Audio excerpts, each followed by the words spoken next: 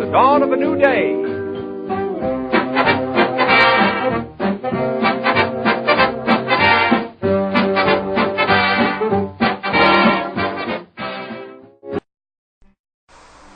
In the mid-1930s, the United States was struggling to recover from the Great Depression that had descended upon the world years before and never quite lifted.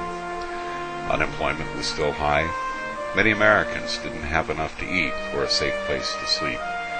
Many of us had given up hope that prosperity would ever return. We needed something to lift the nation's spirit and convince its citizens that a brighter future loomed just beyond the horizon.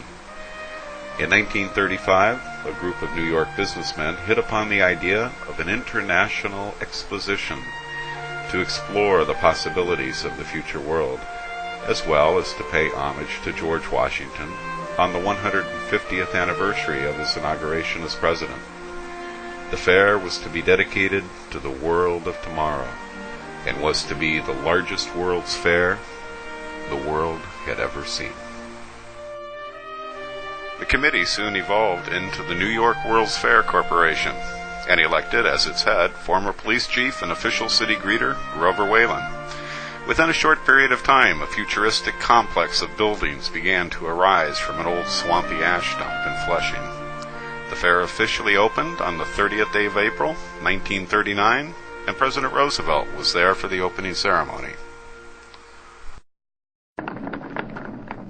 I have seen only a small fraction of the fair.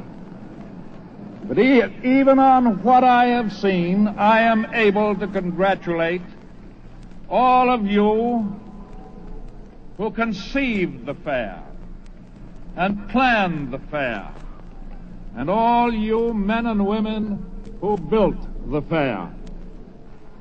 All who come to this World's Fair in New York and to the exposition in San Francisco will, I need not tell them, receive the heartiest of welcomes.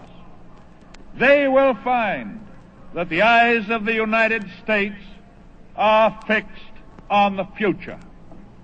Yes, our wagon is still hitched to a star, but it is a star of friendship, a star of progress for mankind, a star of greater happiness and less hardship, a star of international goodwill, and above all, a star of peace. The world of tomorrow and the world of today stretching out before you as far as the eye can see. Good afternoon, ladies and gentlemen. This is Dave Driscoll, speaking from the bridge between the Trilon and the Perisphere at the New York World's Fair 1939, the theme center of the greatest exposition ever conceived and built by man, a display of industry, art, and science, the likes of which the world has never seen.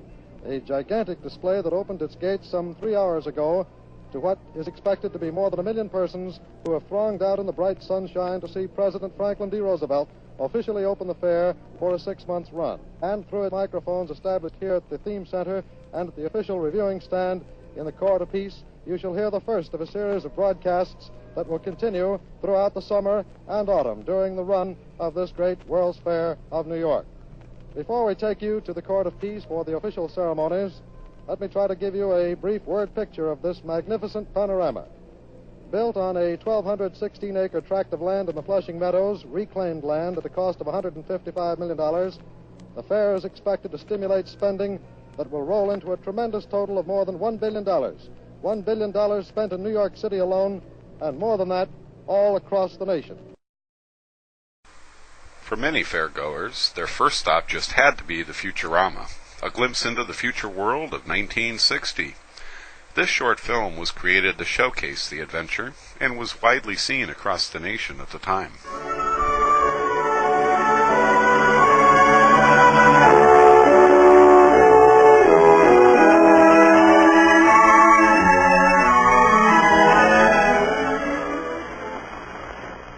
To help us get a glimpse into the future of this unfinished world of ours, there has been created for the New York World's Fair a thought-provoking exhibit of the developments ahead of us, the greater and better world of tomorrow that we in America are building today.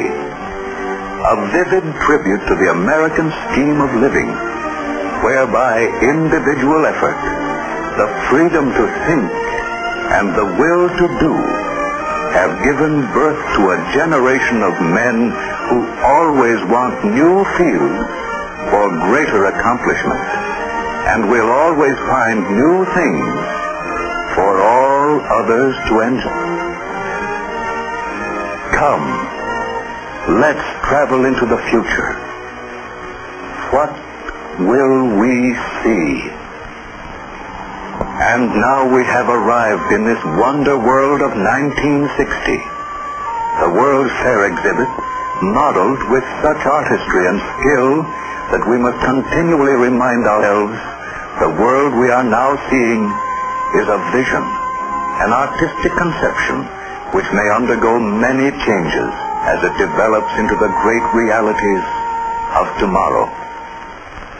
Sunshine, trees, hills and valleys, flowers and flowing streams. This world of tomorrow is a world of beauty.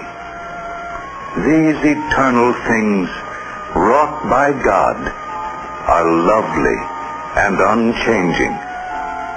20 years have passed.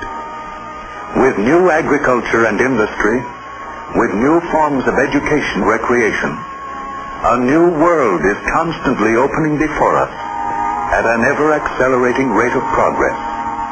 A greater world, a better world, a world which always will grow forward.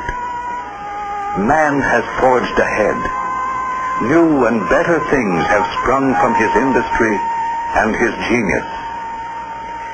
Here is a modern farm. The farmer of 1960 works in greater security, for science and research have helped him to control many of the risks of agriculture. Hours of work have been shortened, with almost universal electrification of rural areas. Fruit trees bear abundantly under individual glass housings. Orchards are protected against disease and insects. Science even influences pollination by artificial feeding. Does it seem strange? Unbelievable? Remember, this is the world of 1960. This superb one-direction highway, with its 7 lanes accommodating traffic at designated speeds of 50, 75, and 100 miles an hour, is engineered for easy grades and for speed with safety. Cars from the farm roads and feeder lanes join the motorway traffic at the same speed as cars traveling in the lane they enter. Highway intersection. Highway engineering at its most spectacular. Traffic may move safely and easily without loss of speed. By means of the ramped loops, cars may make right and left turns at rates of speed up to 50 miles per hour. Elevated and depressed are the turning off lanes. There is no interference from the straight-ahead traffic in the higher speed lanes. The motorist of 1960 finds this intersection safe and efficient.